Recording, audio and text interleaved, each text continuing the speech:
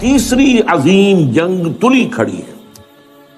کچھ پتہ نہیں کہ یہ جو کچھ معاملہ شروع ہوا ہے اب تو ہو رہا ہے، رفتہ رفتہ بڑھے گا یا لبنان، لیکن اب جنگ لڑی جائے گی مڈل ایسٹ میں. مڈل ایسٹ کا نقشہ بدلا جا رہا ہے، کہا جا رہا ہے. یہ تو اب ایک عام لفظ ہے سب کی زبان پر.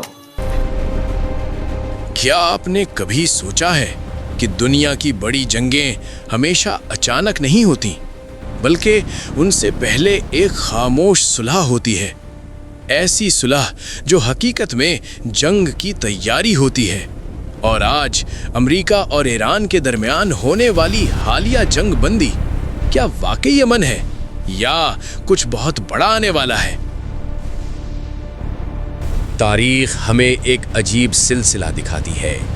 ہر بڑی جنگ سے پہلے دنیا کو ایک مصنوعی امن دکھایا جاتا ہے. لوگ سمجھتے ہیں سب ٹھیک ہو رہا ہے، لیکن پس پردہ طاقتیں اپنی پوزیشن لے رہی ہوتی ہیں. موجودہ دنیا کی سیاست میں بھی ایران، امریکہ اور مڈل ایسٹ کے درمیان جو سیز فائر ٹائپ ماحول بنا، کئی تجزیہ کار اسے وقتی سکون کہتے ہیں، نہ کہ حقیقی امن. یعنی ٹھیل ختم نہیں ہوا، صرف اگلے مرحلے میں داخل ہو رہا ہے. لیکن یہاں ایک اور اینگل بھی ہے جو زیادہ تر لوگ اگنور کرتے ہیں. اسلامی تاریخ اور کچھ علماء کی باتیں. کیا آپ نے کبھی آخری زمانے کی جنگوں کے بارے میں سنا ہے؟ وہ جنگیں جن کے بارے میں کہا جاتا ہے کہ وہ عالمی نظام بدل دیں گی. بہرحال یہ ہے کہ پوری دنیا میں بالآخر اسلام کا غلبہ ہوگا. عالمی سطح پر خلافت علی منہاج النبوت قائم ہو کر رہے گی اور پوری دنیا میں امن و امان ہوگا، خوشحالی ہوگی. بڑی طویل حدیث ایک موجود ہے کہ اس کے بعد یہ ہوگا، جنگ ختم ہو جائے گی، خونریزی ختم ہو جائے گی، امن و امان ہوگا، خوشحالی اتنی ہوگی کہ زمین اپنے سارے خزانے اگل دے گی، آسمان اپنی ساری برکتیں نازل کر دے گا. یہ دور آنا ہے عالمی غلبہ اسلام اور اللہ کے دین کا غلبہ اور خلافت علی منہاج النبوت کا قیام. شب گریزاں ہوگی آخر جلوہ خورشید سے، اور یہ چمن معمور ہوگا نغمہ توحید سے. لا الہ الا اللہ ان الحکم الا للہ. یہ پورے اس روئے ارضی کے اوپر ہو کر رہے گا. ڈاکٹر اسرار احمد نے اپنی تقاریر میں ایک دلچسپ بات کی تھی.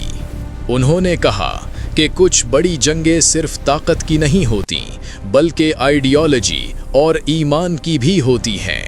انہوں نے غزوہ ہند جیسے کانسیپٹس کو ایکسپلین کرتے ہوئے کہا کہ یہ صرف ایک جنگ نہیں بلکہ ایک بڑی چین آف ایونٹس کا حصہ ہو سکتی ہے. وَإِنَّ أُمَّتِي سَيَبْلُغُ مُلْكُهَا مَا زُوِيَ لِي مِنْهَا. سن رکھو میری امت کی حکومت ان تمام علاقوں پر قائم ہو کر رہے گی جو زمین کو لپیٹ کر دکھا دیے گئے مجھے. یہ ہونا ہے، ہو کر رہنا. یہ صادق والمصدوق ان کا فرمان ہے، یہ پیشن گوئی ہے محمد رسول اللہ صلی اللہ علیہ وسلم. ہو کر رہے. اسی طریقے سے دوسری حدیث ہے مسند احمد ابن حنبل کی حضرت مقداد ابن الاسود سے. میں صرف ترجمہ آپ کو سنا رہا ہوں. زمین پر نہ کوئی اینٹ گارے کا بنا گھر رہے گا، نہ کوئی کمبل رہے گا، کمبلوں کا بنا ہوا خیمہ رہے گا جس میں کہ اللہ کلمہ اسلام کو داخل نہ کرتے. یہ ہو کر رہے. اور ان کے مطابق یہ سب کچھ ایک بڑے گلوبل چینج کی طرف اشارہ کرتا ہے. یعنی ایک ایسا وقت جب دنیا کا موجودہ نظام بدل جائے گا. اب یہاں سوال پیدا ہوتا ہے، کیا آج کی دنیا اسی ڈائریکشن میں جا رہی ہے؟ سوچیں، مڈل ایسٹ میں مسلسل ٹینشن، بڑی طاقتوں کے ہڈن الائنسز اور اچانک ہونے والی پیس ٹاکس، کیا یہ سب اتفاق ہے یا ایک بڑی چیس گیم کا حصہ؟ کیا یہ ممکن ہے کہ یہ جو صلح ہم دیکھ رہے ہیں یہ دراصل طوفان سے پہلے کی خاموشی ہو؟ تاریخ ہمیں بتاتی ہے کہ سب سے خطرناک وقت وہ نہیں ہوتا جب جنگ شروع ہو، بلکہ وہ ہوتا ہے جب سب کو لگ رہا ہوتا ہے کہ جنگ نہیں ہوگی، کیونکہ اسی وقت اصل تیاری مکمل ہو رہی ہوتی ہے. اور اگر واقعی دنیا ایک بڑے تنازع کی طرف جا رہی ہے تو شاید ہم اس کے بالکل قریب کھڑے ہیں. یہ ویڈیو کسی کنکلوژن کے لیے نہیں بلکہ ایک سوال کے لیے ہے. क्या हम वाकई अमन के दौर में दाखिल हो रहे हैं या तारीख खुद को दोहराने वाली है?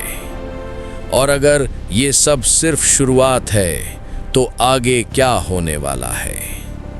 अपनी राय कमेंट में ज़रूर बताएं, और अगर आप ऐसी मालूमात मज़ीद जानना चाहते हैं तो चैनल को सब्सक्राइब करें।